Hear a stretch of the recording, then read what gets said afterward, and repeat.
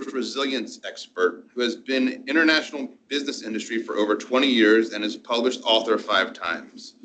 Nikki is an avid traveler, visiting 16 plus countries and completing 7 marathons and a dozen of triathlons across 3 continents. Nikki has dedicated her life to assisting others to reduce their fear and to go after their dreams. Nikki's greatest passion is empowering people to reach their full potential. So without further ado, welcome, Nikki. Good morning, everybody. Great to see so many people here. Like to hear all the interest in fitness and health and wellness and all the different things that might be on your mind this morning. Hopefully we'll hit on a few of them, but definitely let's make it interactive too. If you have some expertise to share as we're talking through some of these things, I'd love to hear it. If you guys were here for my talk in April, we talked about pricing for value. So as Dr. Key said, I spent the last 20 years working in Silicon Valley, helping some of the top companies make a whole lot of money. And during the pandemic, like a lot of people, I said, we're done with this. And I said, it's time to make some money for myself and help small businesses do the same. And so we're switching gears a little bit. Obviously, I'm in a more sporty spice look today to get going. So we're going to talk about mindset in motion today. So oops, there we go. So to get started, just to kind of orient ourselves to what we're doing today and where we're at, we're going to do a little bit of a mindfulness moment. Sometimes, you know, some people have done a lot of meditation. Sometimes people are like, I can't possibly do that. My mind gets too busy. So let's see a raise of hands. How many people do like regular meditation in their practice? That's pretty good. Yeah. How many people are like, I cannot sit still and this is not for me, especially after all these coffee and donuts, right? This one's going to be a little tough. But we're going to do an activity that's called the 5 senses. And so this one's a very common practice, and I think it's helpful for those people, especially with busy minds, because it can sequentially walk you through a meditation without, you know, I've just got to sit here in silence. So we're going to start with, what do you see? So eyes open, and you can look around the room, you can look out the window. What are you kind of seeing and taking in? What colors are people wearing? Are we already into fall and pumpkin spice, or are we still feeling summertime? Do people in the room look happy? Do they look like they've slept well? Is the sun shining? Is it raining? And so really it just starts to bring your awareness into not just like, oh, I'm in a room and I've got to be busy and I've got to take notes, but actually present to what's going on. Now the next one's kind of good with, you close your eyes, if you feel comfortable. And what do you hear? Do you hear the sound of the air conditioning, perhaps? Can we hear any sounds outside? Cars, birds? Can you hear the sound of your own heart beating? Your lungs taking in air? Maybe digesting those donuts? What do you feel? You can feel your skin, feel your clothes, feel the table, your legs. What are the sensations that you sense? Also, temperature. Is it hot? Is it cold? Like, how are you feeling? Then what do you smell? Do you smell the aroma of the coffee? Do you smell the sugar of the donuts? A lot of great smells in here. Maybe somebody's really nice perfume or lotion they might be using. And then the last piece is taste. So what taste is going on in your mouth? Can you still savor that delicious sweet donut? Do you still have a little bit of that coffee in your mind? All right, bring it back. So this is a great exercise with, in any time during your day, you start to feel stressed or anxious or unfocused, to just bring yourself back. I also find it works great at night too. Sometimes we go to lay down and then you're just like in this still chaotic mode of, I didn't do the dishes and the laundry's still sitting there and the kids need this and all this stuff is going to happen tomorrow at work. And so it's a great exercise to kind of start that meditation practice. So throughout this, we're going to have kind of exercises and different things to ground ourselves back into being present in today, what's happening. So as Dr. Keith said, my name is Nikki Green. I'm a life and business resiliency expert. I am a 5-time published author, soon to be 6. I belong to a writing group here in Chicago, and every year we publish a fiction anthology. So if you are interested in just learning more about writing, here's a card specifically for them, and they have virtual and in-person stuff going on all the time, sometimes right here at the Naperville Library. My other books are nonfiction. So I help people with their career trajectory, whether that means trying to go to the next level in their career or whether that's like I did, completely leaving your career and starting new businesses. And so I do that through speaking to people like this, but also individual coaching and group coaching activities. I have a podcast, so if you like to just listen to the sound of my voice, you can also do that. Last year I was on over 150 stages as I was promoting my book, Chameleon Mindset. So I got out a lot all over the country and talked to people. And so the first question ever is, what the heck does a life and business resiliency expert do? So as you start your business, you get the ability to creatively talk about, who you are. No longer are we just founder or CEO or CPA or all these things, but you can be more descriptive. And so what I really do is help people navigate through change. And that change can come in lots of forms. That change can be that career change. It can be that change to completely leave it and start a business. It can also be personal changes, family changes. I grew up in a very confusing blended family with 6 parents, lots of kids across 3 states. Change was pretty much my day-to-day. I went to 9 different schools in 12 years, just leading up to high school. And becoming an adult, that was pretty much my pattern, so I've continued to keep moving.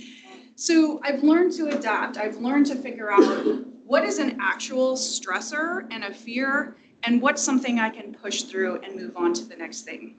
It also made me very self-reliant to say, what are my goals?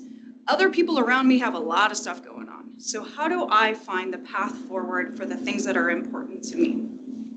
So we're going to talk a little bit about goal setting today and a little bit about what that means. So as I was traveling last year, and especially getting into this year, I started hearing this very consistent theme from a lot of my clients, but also my fellow business owners. They're lethargic, they're stressed, depressed. They're so confused, like they don't even know where to start, and they're feeling paralyzed from moving forward. They want to do all these big things, they want to set these big goals, but they feel like they can't do it. And so I started doing a little bit more research and surveying, trying to understand why this was, why people weren't as excited, or having that motivation that we had just a few years ago. And I think it's sitting right in our seats. It's the fact that we've stopped moving, that we spend so much more time, working from home or having some hybrid arrangement. The kids are home more, right? There's a lot of things that are kind of playing into this. And our brain health is so closely tied to our physical health that we've got to get ourselves moving again. So when I work with people on mindset, I thought, well, the way I started to develop my mindset was running marathons and doing all of these big endurance sports. And so I said, well, we kind of need to think back to how can we take some of those components to help us in our regular day-to-day. So when I started asking them, so how do you want to feel? What would you like to have happen? And they started saying things like, I want to feel energy again. I want to feel calm, not so anxious. And so I kind of termed this fit entrepreneur. I love these little brain ones. I think they're so cute. So just lots of ideas of this strength. And so then I said, well, what's stopping you? What's stopping you from getting moving? Why can't you do that? You do all these great things for your family, for your business. Why aren't you doing them for yourself? And the biggest thing was, I don't like to exercise. And I was like, what do you mean you don't like to exercise? Everything is exercise. Getting up out of bed is exercise. But they really had so many of these negative experiences from when they were young. Can anyone maybe think of what would be a possible thing that they might have had happen when they were younger that made them not like exercise? You think of like elementary school or yeah. Well, even just like I was on athletic teams. Yeah. You do something wrong, you have to run more. Right? Yeah. Punishment. Exercise is punishment. I had this shirt of like running. It was like, my sport is your punishment. I don't know. I try to think about when I was younger, what would make me a little bit more fearful. And I think the sense of not feeling like you're good enough too. Yeah. So it starts at a young age. Competitive. Start to feed Being yourself. last. Yeah, exactly. Yeah. I just think back to gym class where they did like those presidential. Exactly, number one answer. And you're hanging from the pull-up bar like for your life and just like shaking with everybody just sitting there I went to watching Catholic you. school, they didn't make us do it. Yeah. Yes, there were a lot of these answers of like, it was punishment, I just wasn't good at it, it was only something I did for like an hour at school, I was always picked last. Trust me, I was always the smallest person in every class I was ever in. But sport was fun. Sport was a family thing for us. My mother was a collegiate gymnast. From the time I could walk, I was tumbling in the gym. All of my family played sports. So for me, that fitness idea was about fun and family. And so I started to realize that we needed to hit a harder point of what's going on with our mindset in order to get people active again and recalibrate what they think fitness and exercise is. Yeah, go Can ahead. I add to that? Yeah, please. So, because I went to Catholic school, we didn't have any like that.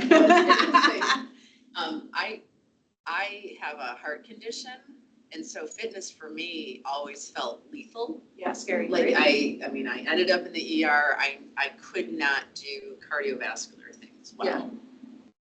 I broke past that though, my mindset. Yeah. I knew that fitness was important. I grew up in a fitness family, but I had this limitation. And I knew though, I refused to let that stop me. I couldn't keep up with my peers, Right. but I said, let me see what I can do. And that has taken me so like amazing that I can't compare myself to other people. I can only push myself to the point where I won't end up in the ER, but I figured that out, and it was a mindset. And I talk to clients about that too, like, don't let a limitation stop you, see what you can do with it. Yes. And I'm amazed at what I've been able to do, like currently. And that's it, right? So there's this term called internalized ageism. So it's about actually in your mind, do you think aging is a bad, negative, decrepit, like we're starting to fall apart, it's all these negative things? Or in your mind, do you see the positives? Do you see the potential you still have to be able to accomplish stuff? And do you see new goals that you want to try to drive yourself to? And many of us have this internal ageism where we're also making ourselves old just mentally through these conversations. And so it's a great switch of how do we intrinsically motivate ourselves, find our own center, our own goals, instead of worrying extrinsically about what's going on around us and what everybody else wants. So there's Tiny Nikki in her little leotard. She was very much into Mary Lou Retton and the Olympics. And I actually wrote a paper in 4th grade that said I was going to win 5 Olympic gold medals. 3 were going to be in gymnastics, and then I was going to get bored of that and go to swimming. So I had really big aspirations from a young age. So one of the first businesses I opened was called Purple Turtle Events. So I opened this business during the recession of 2008. I thought for sure, my Silicon Valley job was not going to last too much longer. They were cutting people by the thousands. And I said, I need another plan. And about that same time is when I started getting into marathons and triathlons. And so I said, okay, well, nothing to lose. Might as well have a corporate job and try to run this business at the same time. I'd also relocated to Miami. And so I was like, hey, perfect. I can be outside all year round and I can train with people. You'll see I take my fitness very seriously. I like to make it fun. I make it fun for my clients. I try to make it fun for myself, and now making it fun for my family. And I think this has been a big switch is that those pictures, you don't see me like, oh my gosh, I have to do this marathon. I'm so serious. It's mostly at Disneyland running in costume and having a good time. The goat is in California. There just happened to be a guy walking a goat on the side of the road. And when do you not just stop and take a picture with the goats in the middle of a marathon? And so as I started this year and I was hearing this commentary, I said, you know what? I'm feeling some of those feelings too. I'm feeling a little bit of that lethargy. It's hard to work at home all the time. It's great when we get to do a few of these events, but then, you're kind of exhausted because you didn't have the energy to start. And so how do we get some of that back?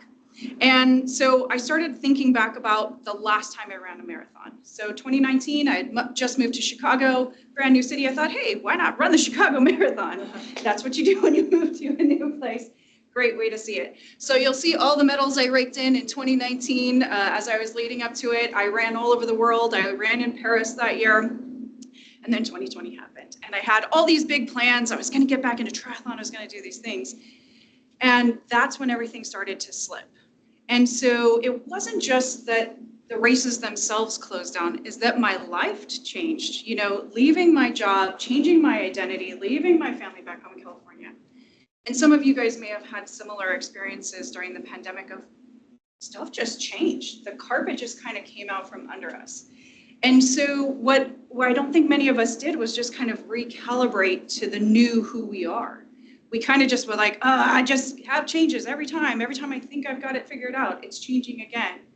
And starting to reset and calibrate some of those goals, I think, is important. So now we're in 2024.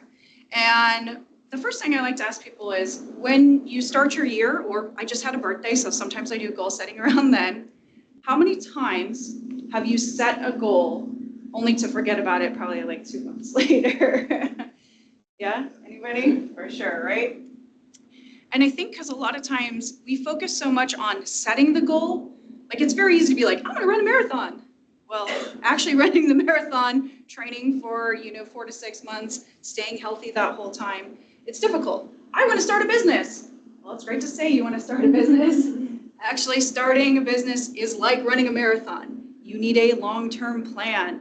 You need a balance of not only pushing yourself, but coming back to rest. You need mentors to help you build the right plan. You need to make sure that you always have someone either just to be there as a cheerleader or to actually mentor and push you as a coach and accountability partner. So we work on some of these things, and I'm trying to build this new kind of program to talk about how do we combine our difficult goals of our business with balancing this fitness. And it means we need goals that are very clear on both sides. So we're going to take just a few minutes. You guys have a little handout here. And I want you guys to define for yourself, what does fitness mean to you? And I use it kind of like an acronym, so you can have an F word, an F phrase, probably not that one, but and as many of the letters as you think you can fill together. It can also be a bit of a phrase. Mine are all phrases. So if you think of sort of a phrase, so I'll give you my F, which is feel good. It's not specific, right? It's not, go and eat fast and crazy. It's, I just want to wake up feeling good as a baseline, happy, energetic, all those kinds of things. So we'll just give it a few minutes here.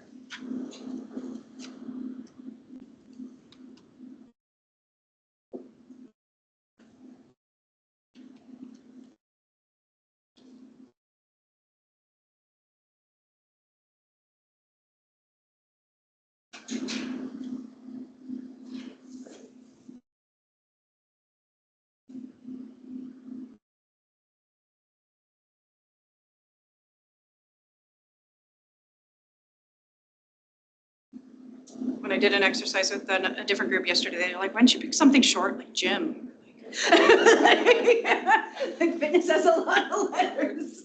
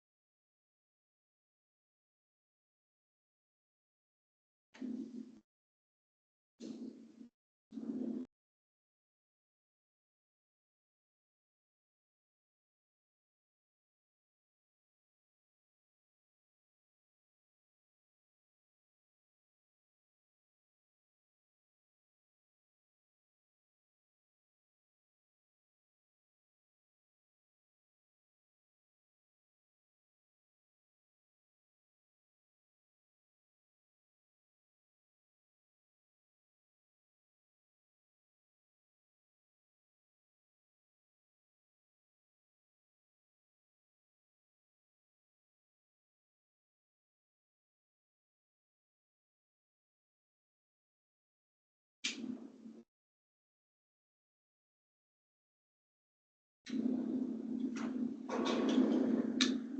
more minute, and then see if people want to share a few of their ideas.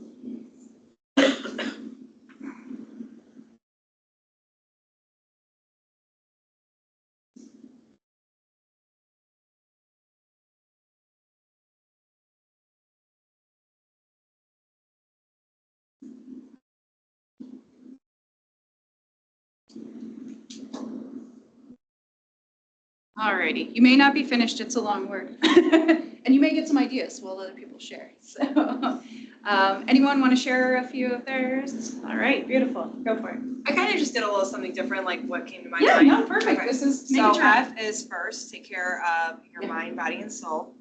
I is I want to put myself first. T is time. N is never be afraid to explore yourself, because I feel like when you're, working out and, you're going through, your mind goes through different transitions as well as your body. Yep. And, you start to reemerge a different person. I just think the journey is really fun too. So easy does it, always wins the marathon. Yeah. S, smile and have fun with the transformation, because a lot of people, I feel like, when the going gets hard and tough, it's like we seem to fall off a little bit more, So I just think that once you go over that mountain, you're golden. S, success lies in you. Yeah, beautiful, I love it. Anyone else want to share, have some good ones? You don't have to share them all, you can pick a few, yeah. Oh, sorry. It's either way, I love it. Overachiever, I don't know. I'll go through it. Yeah. F for fun. Yeah. I like having fun. I, in tune with my body. If you've ever been an athlete, when you're in that mode where you feel your body perform, it feels really cool, Yeah. right? Train my thoughts along with my body. New fitness goals, right? Heavier weights that hurt.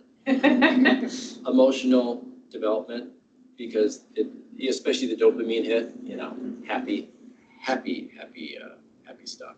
Social fitness. I go dancing every Wednesday night. I get 10,000 steps in. Beautiful. It's great. Yep. And then spiritual fitness. A lot of people say. So all that phase. Beautiful. Anyone else want to share?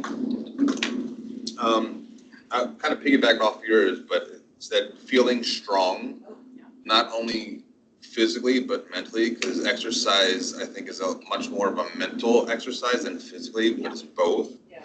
I is to be inspired daily. T is for toughness. Let's face it, the world beats us down and we got to be strong and tough to be. Yep. N is necessary for growth. E is expression, being able to fully express who you are, either in your workouts or in life in general. S, it definitely helps as a self-confidence booster. And then the other S is steady success. Beautiful. Yeah, I like it. It's great, right? Each of us can define this for ourselves, and this helps with your intrinsic motivation.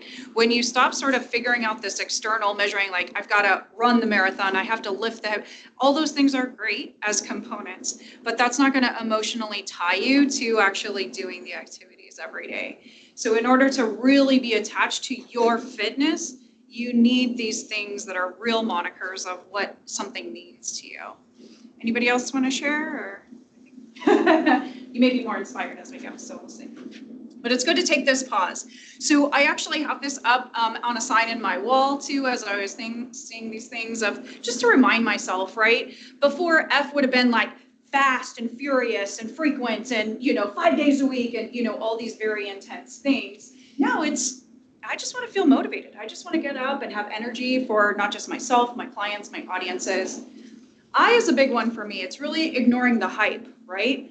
All these Instagram perfect people with really bad information. Yeah, eat carbs, don't eat carbs, work out every day, don't work out every day, just walk, it's fine, and it's exhausting for most people because that's where they're getting their fitness information. So really it is also get rid of that external motivation and find an internal one. There's a couple of really great people there too that are also debunking some of those myths and really talking about what are the different ways, that you can actually be healthy long term.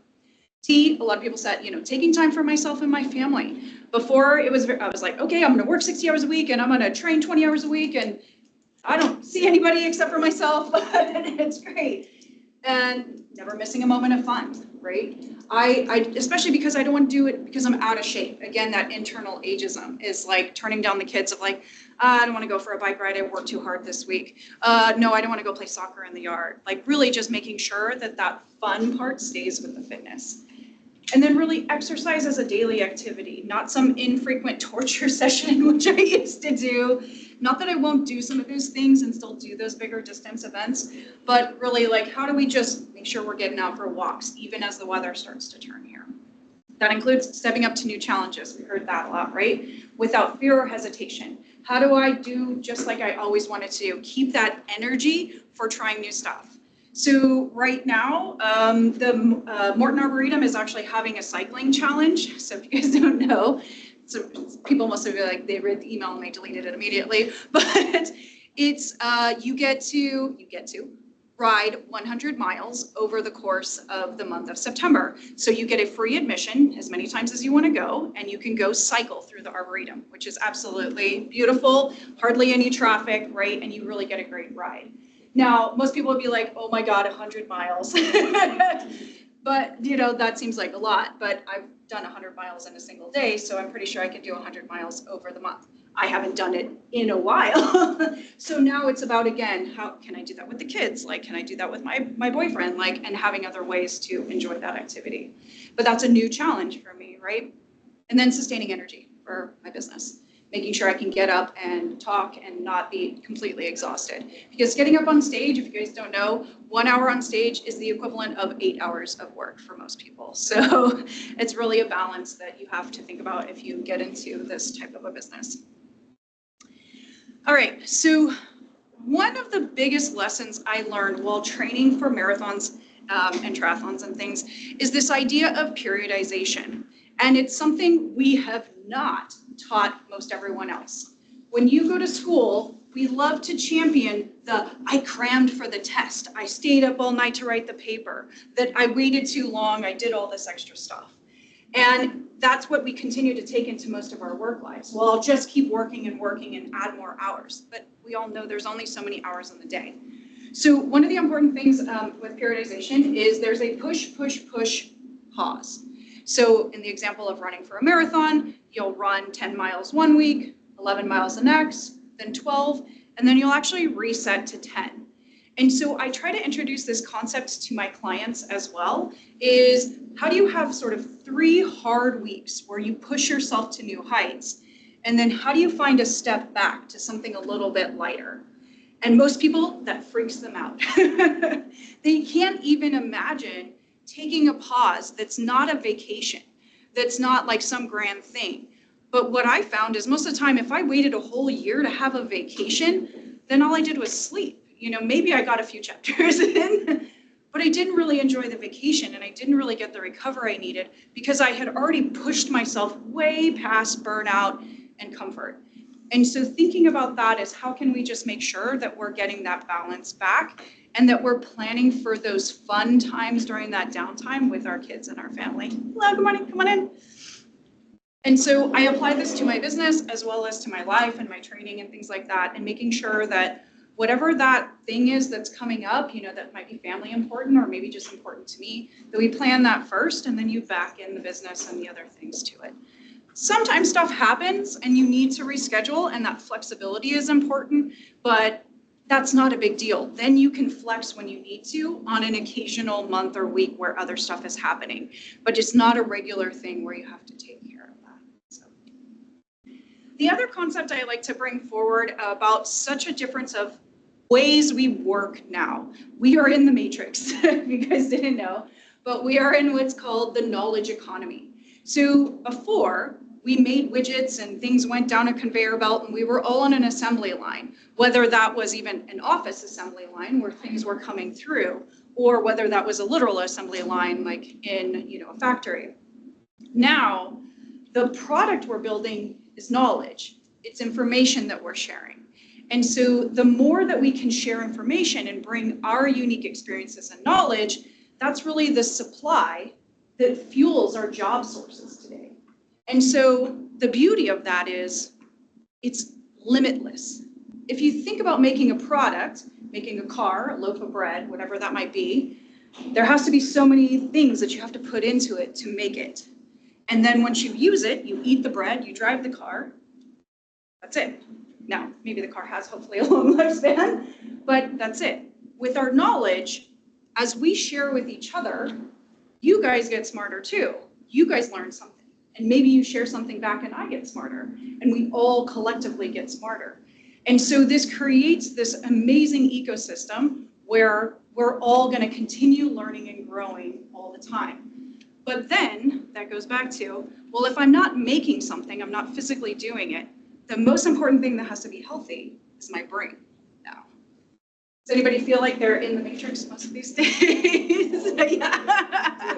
I was telling my therapist that. I was like, is this real? Is I'm it like, AI is it the real generated? world? Like, what's going on? Yeah. Yeah. So there's 6 areas of brain health. And so most people are kind of like, oh, eat healthy? Like, I don't really know how to keep my brain healthy. Maybe they've heard some stuff about like what you're supposed to eat, but again, they get really confused by all the stuff on social media. But the 6 areas are, of course, a balanced diet, which really, and most importantly, the brain needs fats, omega-3s and things like that. So that's where you can kind of start, and an easy one. Stress management, how many of us are good at that one? Full of stress. Which is also balanced with consistent sleep. It's not just getting sleep, it's getting consistent sleep. Now, my boyfriend, he can sleep 4 hours a night and be perfectly happy and function and cheerful. That is not me. Each of us are different. He spent 20 years in the Navy. He said they never let me sleep, so I just kind of got used to it. And so making sure you figure out what that is for you, for your kids, and not everybody sleeps in the same schedule too. Sometimes people like to get up early or late. Mental exercises. So even playing games, I know we like to frown upon using our phones and stuff, but there are so many great mental games, or you can get out one of those little Sudoku books from the grocery store. Those mental games can help strengthen your mind, also switch you off and decompress when you're stressed. We've talked a lot about physical health, and then we talked about social connection, right? Even, going to dance, going to socialize, being in things like this, these are all important components. They've said that up to 50% of an increase in lifespan can be found and traced back to elderly people that were more in a communal environment rather than by themselves in their homes. Getting my parents out of their house is a whole nother story. But these are important things for us to think about. So if our brain is so important to our jobs, you see job is not up here. Your job may be a little bit a part of your mental exercises, hopefully your stress management, but it's not really the center of how your brain gets healthy. And so you have to make sure you're kind of juggling all of these 6 areas to kind of push yourself forward and keep your brain healthy. So the next big thing from working from home or these hybrid environments is that we've lost our commute. And most people are like, yay, I don't have to drive into the city every day, because commuting itself can be stressful. Even if you're on the train or on a bus, like there's just still things that are not always comfortable. But there's a concept called psychological distancing, which is the process where we decompress from work as we drive home. As we sit in the train, we read a book, we listen to a podcast. That psychological distancing is really important because it allows us to now recalibrate. And it's like, oh, I'm at home. I love you, kids. You're the best partner. I don't even care that the lawn's not mowed, right? Like all those things allow you to switch gears and now be present. So going back to how we started, with the mindfulness exercise, that's a mindfulness exercise. Although the commuting may have felt stressful, it allows you to do that recalibration. So one of the things I encourage folks to do is figure out a new commute. As we're now in this work from home environment, how do we find what our commute equivalent could be? Now, maybe you still need to go to somewhat of an office, but maybe it's not as long. I live in a perfect half-a-mile circle, so I get up in the morning and go at least walk around there. Maybe what are some other ideas that you guys might have near you, if you have an office or near your house for virtual commute? Well, this is one of my biggest challenges is I have a great home office, but it's on the main floor next to the door. The dog barks every time somebody drives by. The kids think they can just, walk in. And it's like, oh my God, I know why people go out to work. So many a times, I have actually I take myself to the lakefront. I drive 40 miles. Yeah, you're like, And my husband thinks I'm nuts. I said, I need that time I get creative. I don't say I want to, drive on the Eisenhower, but it allows me to leave my space as parent, homeowner, dog owner, whatever, and opens my mind to creativity. And then I get to the lakefront and then I'm like, oh, and then I can just power through things. And it's crazy that I need that much distance, but that's what I found. I used to just come to downtown. I mean, I would come to the library at the Riverwalk, and it wasn't far enough for me because this was still home. yeah. I needed to get away. It helps that I do it on my terms. I'm not going because somebody is saying you have to be here. Yeah. I do it when I do it, but that provides that psychological distance, and I realized how important that is. Yeah, that's That I beautiful. could not just go from my home office to my kitchen. Yeah. There was no separation. It lasted a week. Yeah, During the pandemic, it lasted a week. and then you're like, I gotta get out of here. No, I literally, because you know what? If the toilet gets stuffed up, what do? Yeah. You leave your office and you go unstuff the toilet. And I need the mental space, literally. And, I've written, my fourth book is at the publisher. I've written all my books at Starbucks. Yep. Because, and you train yourself. Like when you go to the lakefront, your brain and your body knows that this is your creative space. Well, Starbucks is kind of mine. And so that's what I do. It's like when my brain knows I'm there and nobody bothers me there. No one's I asking put on my headphones that have noise canceling. It's just enough. And so nobody comes over and annoys me. Not like anybody would, but anyway. But yeah, you have to set up your different spaces. I mean, I work from home too, and I might be the only person other than my dog annoying the heck out of me, right? But yeah. It's the little things. It's even just psychologically. You look around your house and you think of all the things of like, yeah, I should go mow that lawn. I should shovel that snow. Like what? And they're like, that sounds much better than work. Let me go do that. I mean, I know not everybody here works from home. I do work from home. But one thing my kids said to me, I used to work out of the home most of the time, and they said it was easier when you worked out of the home because then we knew you were at work and you weren't here. They said it's harder knowing you're here, but you're not available. Yeah, I thought that was Yes. very interesting. That they're at a young age and they were able to say, like, it bothers us that you're here, but you're not here. Yeah. Yeah, that's fair. Yeah. They need the distance as well, right? They're trying to understand the boundaries. Yeah, I worked from home for 9 years, well before COVID, but I just had to set really strong boundaries. Yeah. Because also people think like, oh, you're working from home, I can come over. I'm like, first part of that, like I'm working, but I definitely set up an office. Yeah. I shut down my computer every night. Yep. Shut down the computer, leave the office, like didn't have stuff on my phone. It was kind of like, that was and I might even like go outside, go for a walk and just kind of reset, or after work, burn a candle. So I know it's like, this sense is happening, and so now we're in a different kind of space. Yeah, just I had to play lots of little mental games with myself just to, But it's important, and we didn't really teach people this during COVID, right? We're just like, okay, shut in and be fine. And now everyone's like, I like being home. And it's like, do you? Yeah. Do you actually like being home? I think people are confused with the convenience, which it does have, with some of the effects that it's having. And so now we have to get ourselves moving again. And little things like this is just, how do you find those little areas of separation that work for you? Even if you are still going into the office, sometimes like coming back home and rushing into I got to cook dinner and we got to do all these things and we got to go to soccer practice. You're also like just rushing into the next job. And so it's important that we also kind of have those boundaries. So just again, important like brain health things for us to work on, to have that pause of when we're not doing stuff. All right. Yeah, go ahead. Speaking about exactly what you just mentioned, that's one of the hard things for me right now is everything is work. Yeah. Not literally, I'm always thinking about my job, Yeah. but then I come home, so I'm single. I gotta cook, I gotta clean, everything that has to get done, I have to do it. Yeah. Yep. And I don't know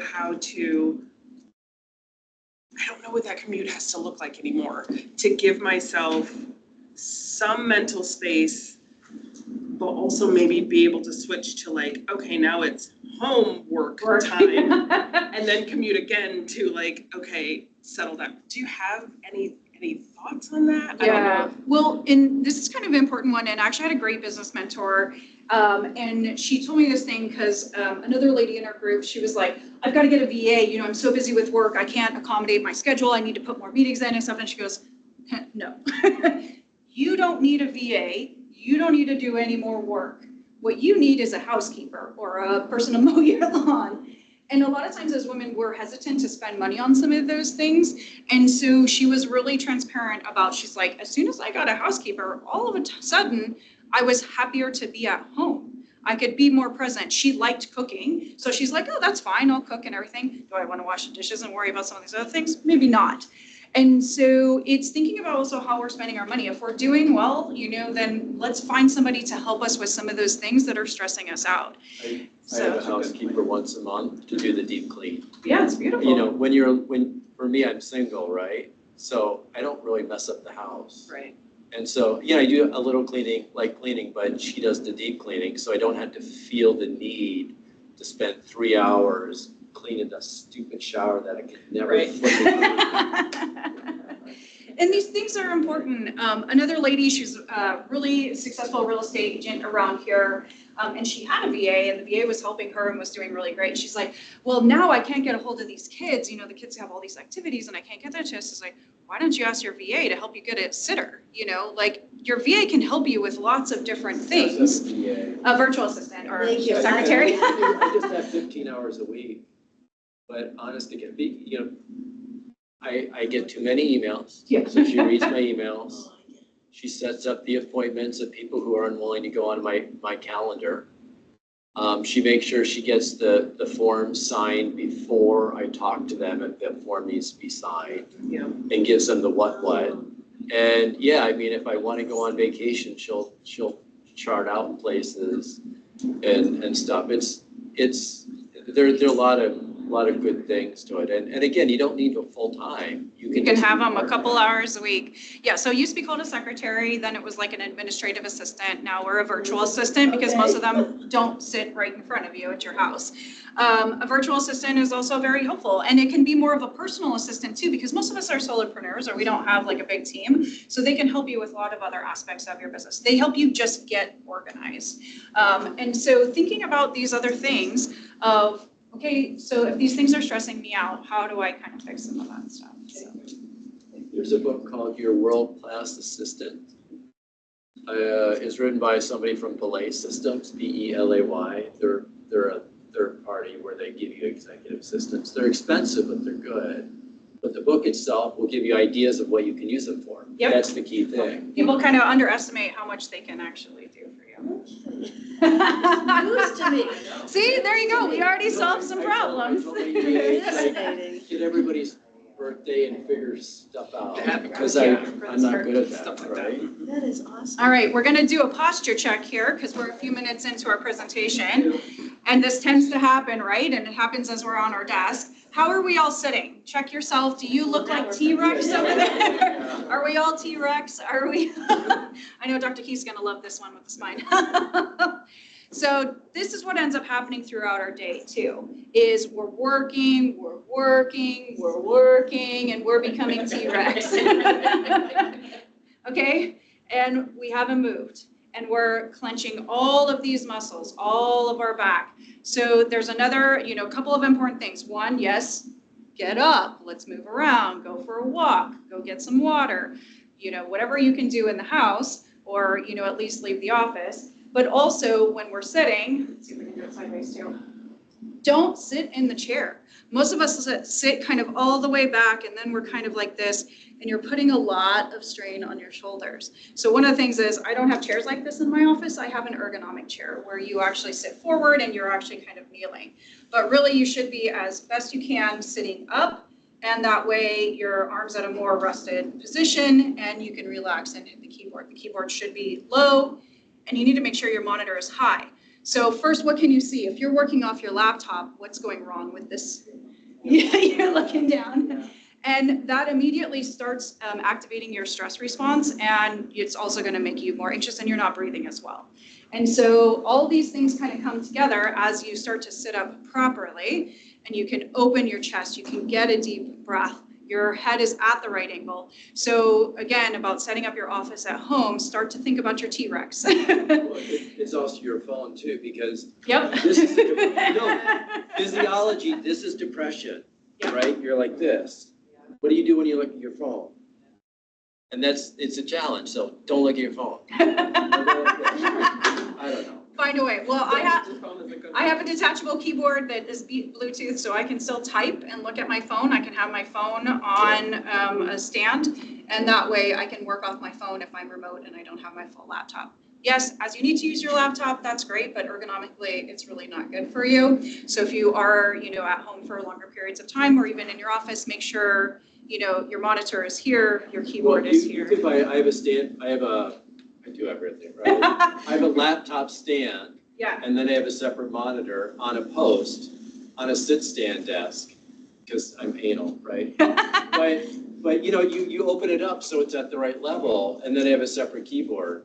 And the one thing I will tell you is if you're standing for 4 hours, sitting down feels wonderful. Oh my goodness. Yeah, and that's great. So there's a lot of new companies out with sit-stand desks now. There's even a lot of adaptations where you can still have like a regular desk and just this other attachment sits on top and will raise. So a ton of them on Amazon. It doesn't even take that much to try to get something that's a little bit more accommodating. They have stools that you can sit on that wobble. They also work great for kids with ADHD. So our son has ADHD and he always has trouble sitting still.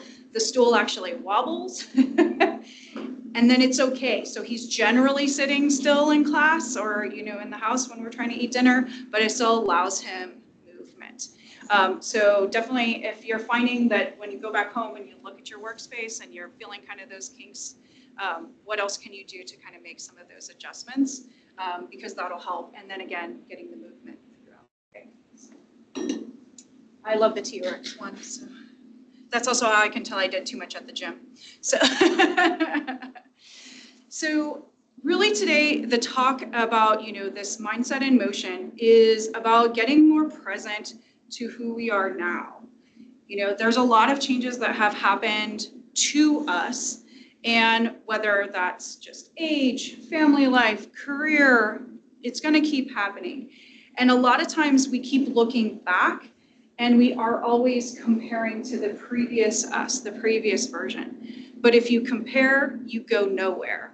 That's a really great saying I love to keep in my head because I'm never going to be that person again, but that person is always inside of me. Those experiences have helped me grow, good, bad, indifferent. So take those experiences with you, but don't compare those things. So I just finished my 29th half marathon in Chicago Spring Half Marathon here in May. And did I do as well as any of the other ones? No, because I'm not at the level of fitness that I was. But I finished, right?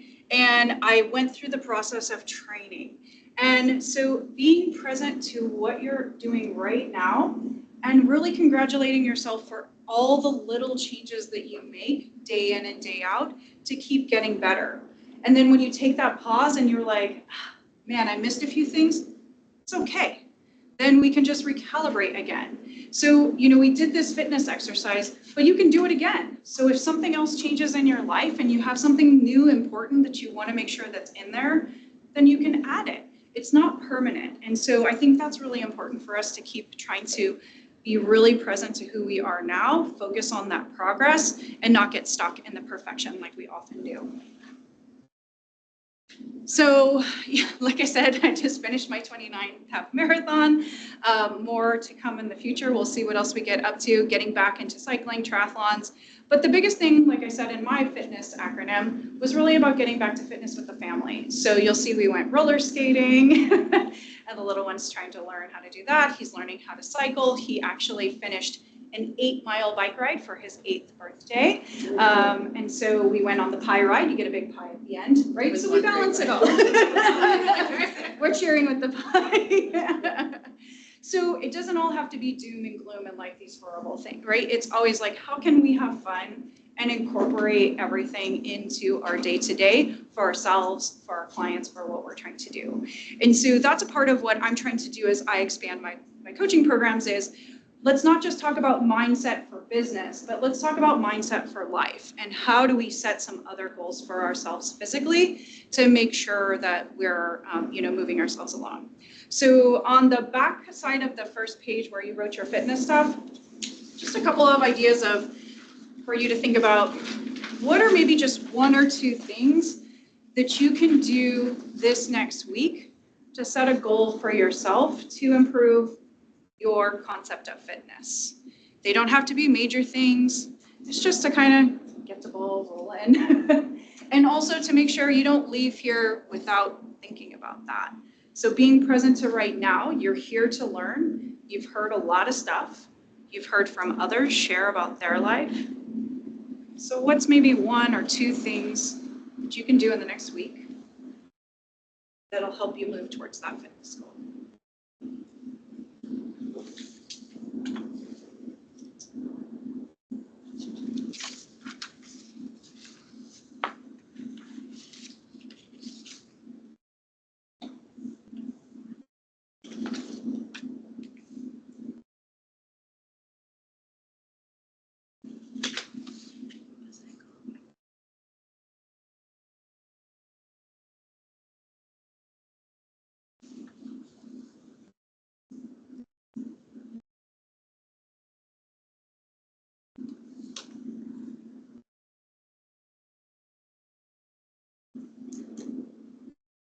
All right, does anyone want to share?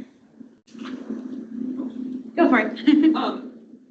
I have a friend who loves bike riding. Okay. And so I'm so glad that you said the Arboretum cycling challenge thing, because that sounds really fun. So I'm going to reach out to her and see if she wants to go cycling. Perfect. Yeah, it's great. And there's a lot of loops, so you can just try the first few loops is what I did, and then you go a little bit further, and and if not, stop and have a coffee. What else? Anybody else want to share? Okay, God, there's so many. The psychological distance is huge, and figuring that out. But I will say that one thing, I want to get back into working out again, but I really hate going to the gym. I just don't take the time. Yeah. Blah, blah, blah. So what I did, I just started like dancing in my house. Yeah, beautiful. For, 20 minutes and then doing my floor work. And that has, at least it got me started again. After my injury, because that really took a long time. That's a year-long kind of process. But so, and the whole idea of that, I try to put value on myself. If I have to value myself, and how can I show myself that I'm doing that? And part of that is fun. I like to dance and jump around or whatever it is. It's just the old whatever I come up with. Watch it, there's a thing Saturday night in Concord. Yeah? Oh, yeah? Oh, yeah, I do West Coast Swing. Oh, nice. And every Wednesday night in Downers Grove Oh, is a cool. West Coast Swing night. Oh, that'd be fun. So- So, well, my husband and I are not very good dancers, but I'm just basically moving, but I love that idea. And, I didn't dance a stitch until last October. oh, I like to hear, that's nice. And I will say one funny thing, when you talk Go for about it. psychological distancing, I went so far that I actually left my job. There you To go. psychologically You're like, and we're done. COVID did me in. Yeah. And luckily, we have a family business, so I went back to that, and I'm having so much more fun, a lot more stress and pressure, but the being at home, it was, I don't know about you all, it about killed me. It was awful. Yeah. And being a case manager, just not the, Yeah. anyways, so my psychological distance was to get a whole new rear putty again. That'll And it work. worked. What whatever those stressors are. And that's what we have to decide. Is it a stress that I can step into and I can find a way to get used to? Or is it something that I need to get away from and distance? Some of my family members, we need distance. You Well, know, right, there's and- people and stuff. So. And can I just say that I tried to do it in my job at home. Yeah. And I couldn't. I realized when I finally left and I went back to my business I had started, my fatigue was related to my job. Yeah. It was that mental, I mean, I'd be like, I just can't go on. And you beat yourself up and you feel terrible, you're not doing as good a job as you wanted, blah, blah, blah. So The cycle continues. it does. So anyways, I was happy that I had an opportunity to do that. Yeah, that's beautiful. And it's something simple that, it's just get up as the, weather starts to change, you figure out what that is, but dance in the living room, right? Right. There's all kind of, even free programs on YouTube and, everything else that you can do, anything from yoga to meditation to dance lessons, right? So find something that's fun and give yourself that kind of background. Alrighty. All right, so I just want to kind of make the point too, as a circular motion, right, as we just talked about, is being present in our career and business as well. We're just not the same as we were 4 years ago. The pandemic changed not just us, but really the world around us.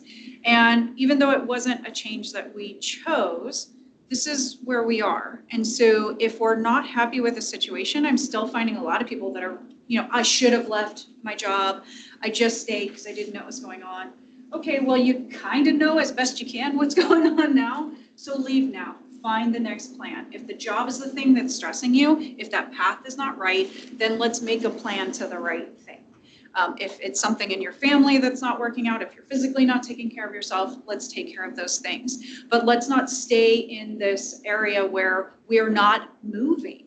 The mindset is going to keep deteriorating if we stay in these environments and we don't make an active decision to change and find something new.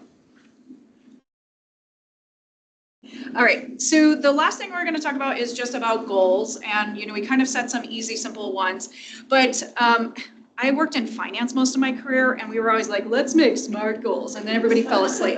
I'm like, it's a great acronym. Somebody made a lot of money off of this.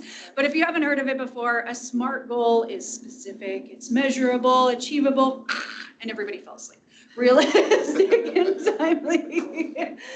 It makes sense, right? If I'm gonna go run a marathon, I need to know how to run 26.2 miles. There is a specific and measurable distance that I'm going to complete. Is it achievable? Well, depends on when my timeline is. Am I doing it tomorrow? I'm not gonna make it. Am I doing it 6 months from now? Well, we'll see. I need to stay healthy. I need to eat well. I need to train frequently. Is it realistic? Well, I've done it before. I could do it again, right? And so generally, that's a good goal, right? But the thing is, for other people, if you just tore your Achilles, probably putting that on your list might be a bit of a stretch, and you're setting yourself up for disappointment. So I like to have more artistic goals. And I really just want people to start believing in the goal possibility. Before I ever ran a marathon, I never thought of running a marathon. I was never like waking up, man, I love running. In fact, in high school, I finished playing volleyball and most of my friends went to go play soccer. And my literal answer back to them was, I don't like running, so I'm not going to join the soccer team. Then in the spring, I decided to run track.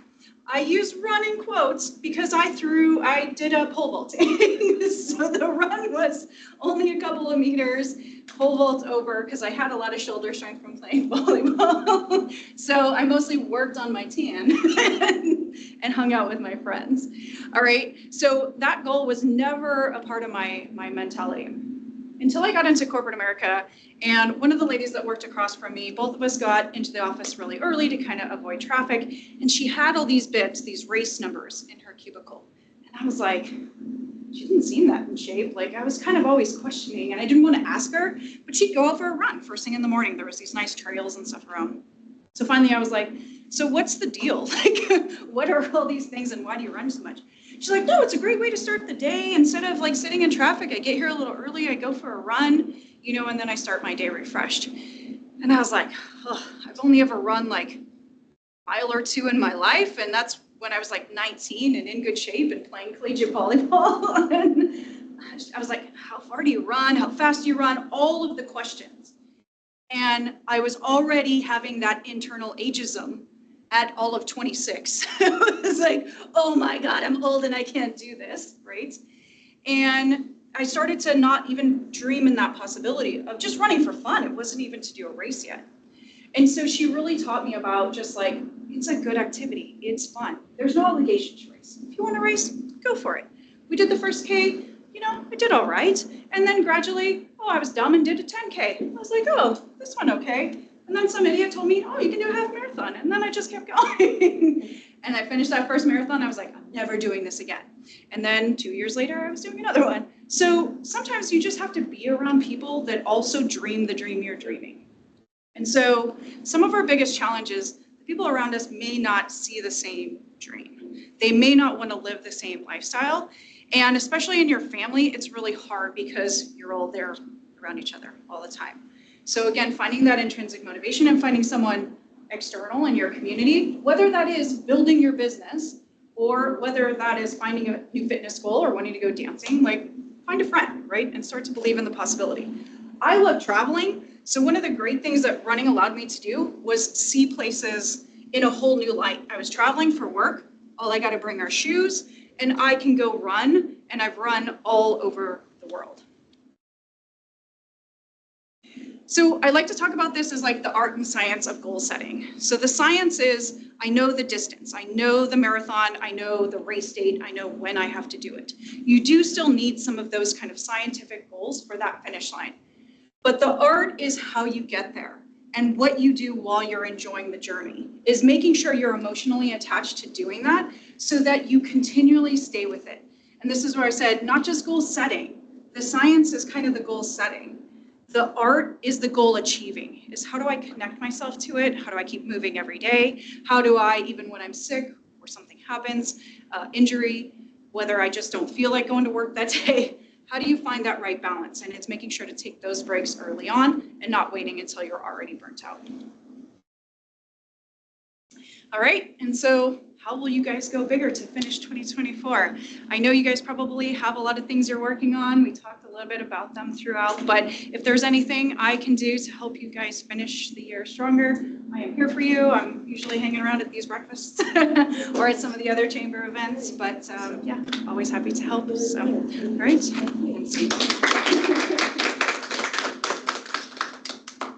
The cards all have the same QR code on them, so either the business card or on the paper, then that's it. So Nikki, you live in Naperville area. I live in Plainfield, Okay, yeah. but yeah, I'm over here all the time, so. Yeah. All right, and I know Linda has some announcements.